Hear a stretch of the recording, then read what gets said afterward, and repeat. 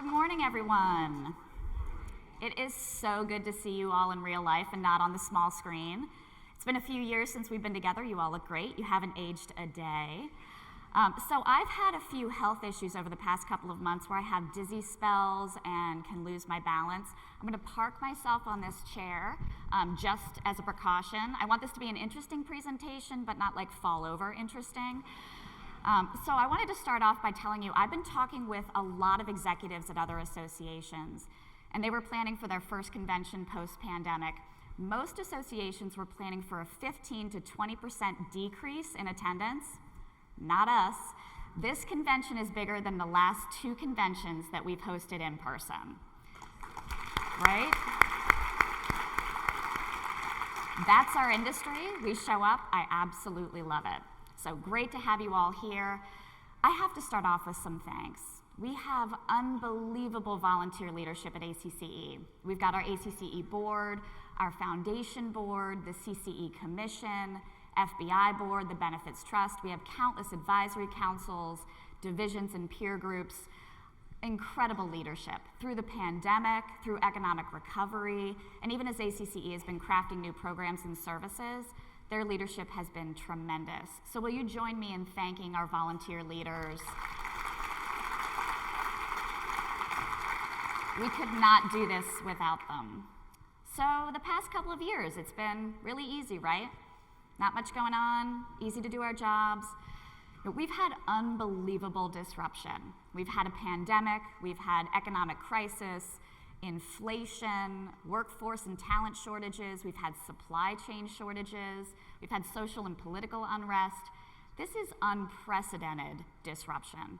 But what's incredible about the Chamber of Commerce community is that we leveraged that disruption and we turned it into opportunity. We were able to find new ways to serve our communities and even better ways to provide service. So what did that get us? We're in the midst of a chamber renaissance. And chambers of commerce have never been more important than they are right now. We're being called on as thought leaders, as partners. We're being asked to weigh in on issues that we've never weighed in on before. And this is a huge opportunity. This is a chance for us to leverage this momentum and carry it far into the future. So what got us here? What got us to this chamber renaissance? During the pandemic, we had a laser-sharp focus on the issues that were most important to our businesses and most important to our communities. And we found that that laser-sharp focus is going to continue to serve us well into the future, making sure that we're focusing on the biggest opportunities and sort of forgetting some of those fringe activities that we often engage ourselves in. But there's one other thing that got us to this renaissance, and it's innovation. We've witnessed chambers all over the country and around the world who've been leveraging innovation, using an entrepreneurial mindset.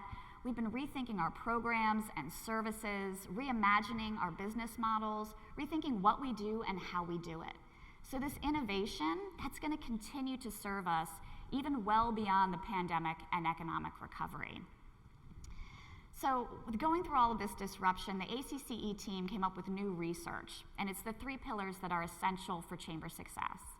What we've seen is that the chambers that are embracing these pillars, they're having more success as organizations, but they're also finding that they have more impact.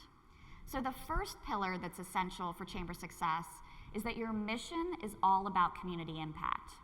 And that community impact can take many forms. It might be economic development or inclusive growth. It's workforce and talent, education, could be advocacy, right? We're trying to shape an economic ecosystem that's the strongest that it can be. But what it comes down to is being problem solvers. We're solving the biggest challenges for our businesses and for our communities.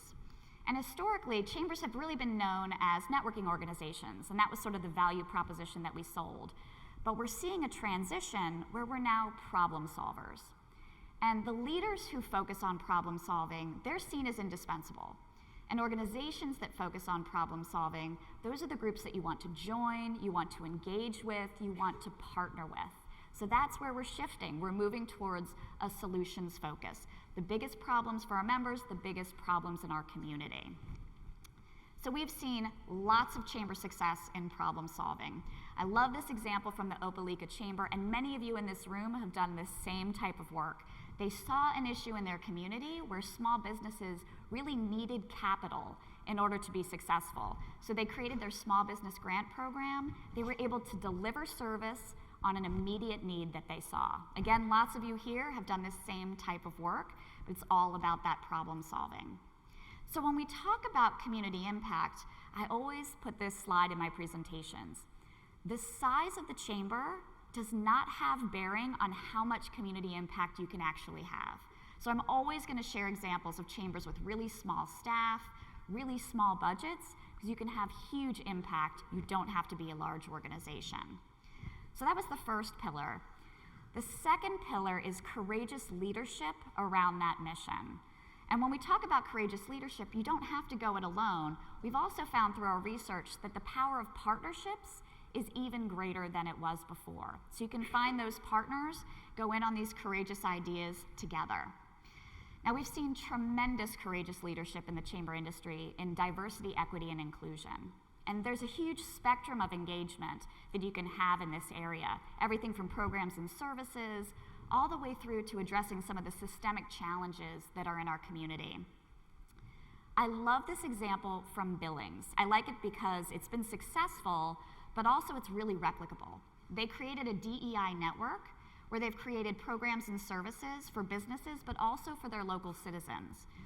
So they created a DEI toolkit for business, and it's a really robust document that helps businesses consider what are the things we need to be thinking about if we want to improve our DE&I efforts. They also put together a DEI glossary of terms. Really simple thing to do, but to make sure that all of our stakeholders are aligned on some of the language that they're using. They also have resources for citizens, so if you relocate to the Billings area, how can you feel more included and engaged in the region? So lots of good information and examples there.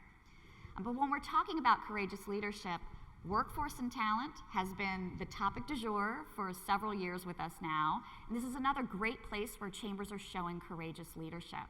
We know that talent is the new driver for economic development and investment decisions in our communities. So again, workforce and talent, this is a huge spectrum of engagement that we can have.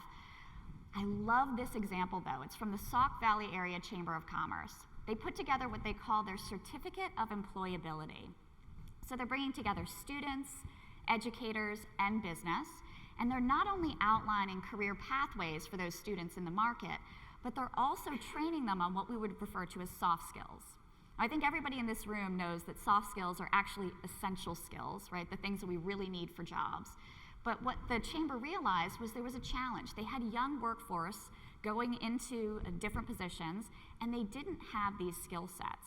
So they said, we're going to create a program that trains them on this. So it's areas like interview skills, professionalism, problem solving. So when the students go into the workforce now, they're much better prepared to be successful in their jobs. So they saw a challenge, and they were able to build a solution to work towards that. Now, another good example, this is from the Columbia Chamber of Commerce. And this chamber really took advantage of a distinct benefit that we have being chambers. We're a trusted source of information and data. So they partnered with the extension at the University of Missouri, and they created what's called the Workforce Employer Survey. This is where they surveyed employers, what are the jobs that are available in the market, and what skill sets are needed to be successful in those roles. But then they took that data and they shared it with educators. So now the curriculum locally is matching the skill sets that are needed for local jobs. So again, they saw this challenge, took advantage of our ability to be that trusted source of information, and delivered it back to educators so that something can be done about it. What I've been really excited about, though, are chambers that are having courageous leadership around topics that we haven't historically seen chambers get engaged in before.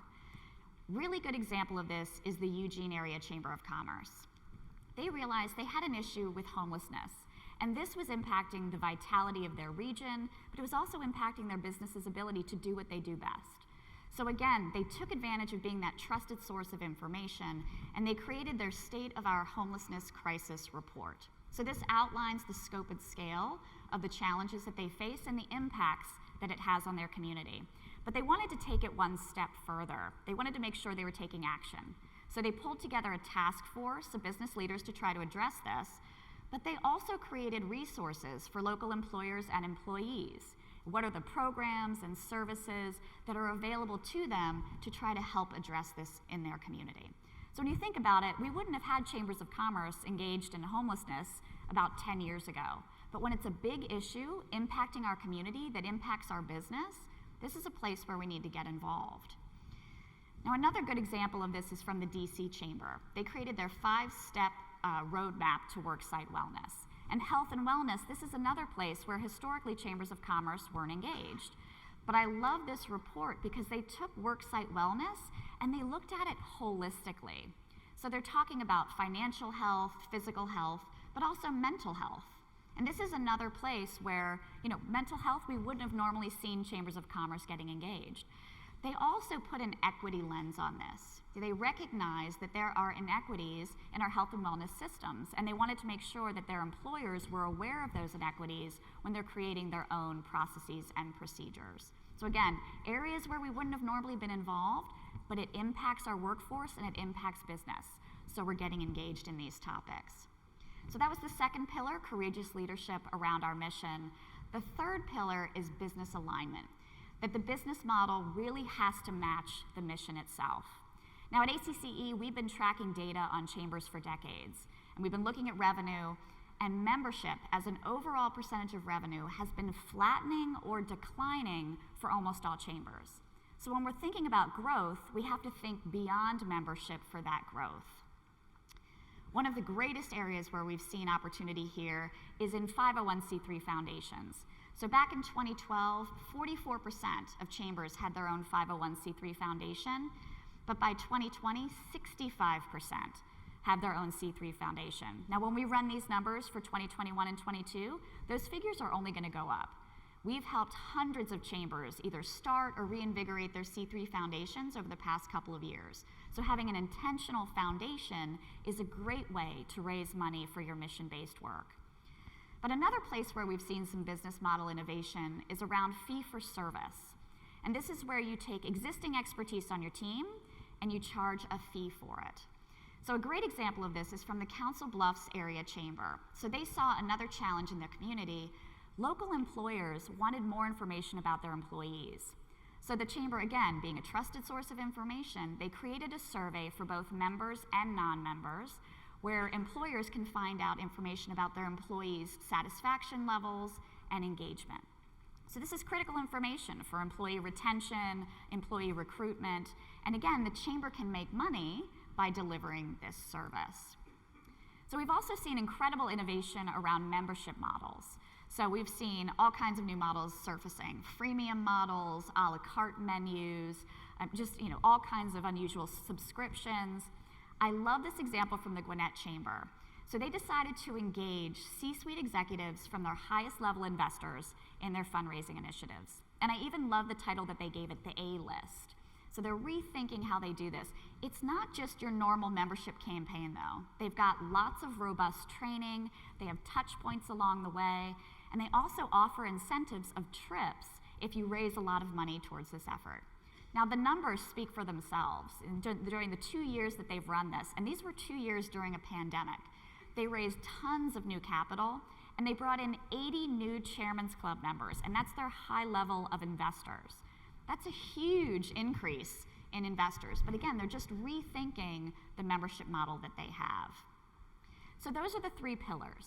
We've got a community impact for your mission, courageous leadership around that mission, and the business model aligns with the mission. So why are we doing this? Why do we do all this work? We work these crazy long hours. We have blood, sweat, and tears behind what we do. We have these crazy wild jobs. What's our why? And I would argue that it's the people. It's the people within our chambers. It's the people who are running our local businesses. It's the citizens in our community. We're doing it for the people. And what we're seeing is this shift all across the board. It's a much more people-centric ecosystem. And organizations are making changes to focus on the people, whether it's their recruitment and retention efforts, internal policies, those are all about the people. And as chambers of commerce, we have to keep that in mind for our own organizations. And I've seen some tremendous innovation around talent recruitment and retention from chambers. I'm going to share one good example. I love this example from the Plano Chamber. They took this all the way down to their employee handbook. Now, most employee handbooks have a tendency to focus on what we can't do. They wanted to make sure their employee handbook focused on what their employees can do. So they really shifted the mindset around it. But they also wanted to make sure that their culture was reflective of the changing expectations of their team. So within their document, they're allowing for a lot more flexibility. Flexibility in the hours that you work, flexibility in where you work. Now, we all know there are times that we need to come together and be in the same place, but there are also times when we don't have to be. So they were paying attention to, again, those changing expectations of their team and trying to make sure that policies and procedures aligned with that. So within our own organizations, how can we think about changing expectations and making sure that our policies align accordingly? So if we're talking about our teams, we also have to think about burnout. So we surveyed the industry around burnout, and we asked, how stressed are you at work? So that burnt orange color is a 5 out of 5. That's the highest level of stress. And then the next orange is a 4 out of 5, and that peach color is a 3 out of 5. So you can see from CEO all the way down to manager level, we're a 3, a 4, or a 5 out of 5. That's a lot of stress. And we asked, what's contributing to that stress? And the overwhelming response was the always-on work culture, 24/7 work days, long hours, working weekends. So when we know that this is the top contributor, what can we do as organizations to adjust that so that our staff has less chance of having that kind of burnout? Then we asked, how are you managing that burnout? And we got a lot of responses around wellness and setting boundaries, but the thing that really struck me was 34% of our survey respondents said, I'm either actively looking for a new job or I'm considering looking for a new job. So that's a third of all of our teams looking for another position. I had one CEO ask, can I pick which third of my staff are looking? It's not really how that works. But if you think about it, when we know this is happening, how can we make sure that we're not losing our highest performers if a third of the folks are looking for another job?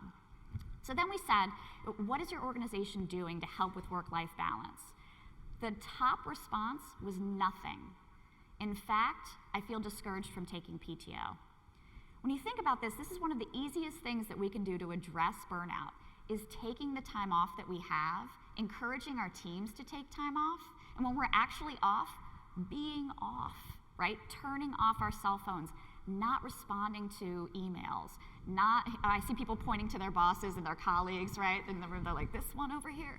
To really turning it off so that you've got that boundary, so that you can refresh, recoup, re-energize. So take care of each other was sort of the bottom line message there. So I started with some thanks. I want to make sure I end with some thanks as well. So this is the ACCE team. They work relentlessly around the year for all of you. They care so much about the work that you do. They're so passionate about the industry, and it takes a tremendous amount of work to pull off a convention like this. Would you join me in thanking my team?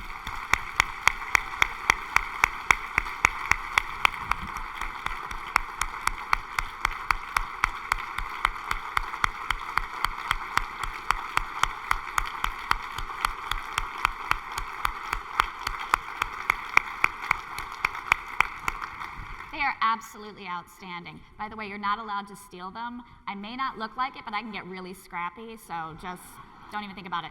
But if you see that staff name tag, please introduce yourself. They're so bright and engaging, and they're really funny, and they would love to connect with you. So just really grateful for that team. So I'm going to leave you on this note. I mentioned that there's this chamber renaissance. It really is our time to shine. This is such a moment, and we have the chance to capitalize on this momentum. So how can we do that?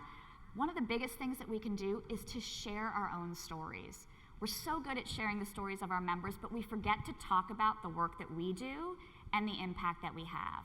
So talk about those partnerships, share your successes. If we're not doing that, nobody else will. And then continue to focus on the biggest challenges and opportunities for our members and for our communities. Continue to have that innovation, really think outside the box, have an entrepreneurial mindset, try new things. Continue to be bold and courageous, get out there, have that bold leadership. This is our moment. and we have the chance to really take advantage of that. Please introduce yourself to me while you're here. If I haven't met you already, I would love to connect. After the convention, I'd be happy to keep in touch. I am freakishly accessible. That's my cell phone number. You can text me, you can call me, you can find me on social media. More importantly, find ACCE. We're at ACCE HQ, anywhere that you are, Instagram, Facebook, Twitter, YouTube, LinkedIn. We try to post best practices and trends. So definitely connect with our organization. We'd love to see you on there. Please enjoy the next few days. Talk to strangers, meet new people, get inspired. There are brilliant folks in this room. There's so much innovation that you can learn from. Have fun, celebrate. We have a lot of success to celebrate as well. So enjoy the next couple of days. Thank you so much for everything that you do. I look forward to seeing you, and your next session will start at 9:15. So thank you all.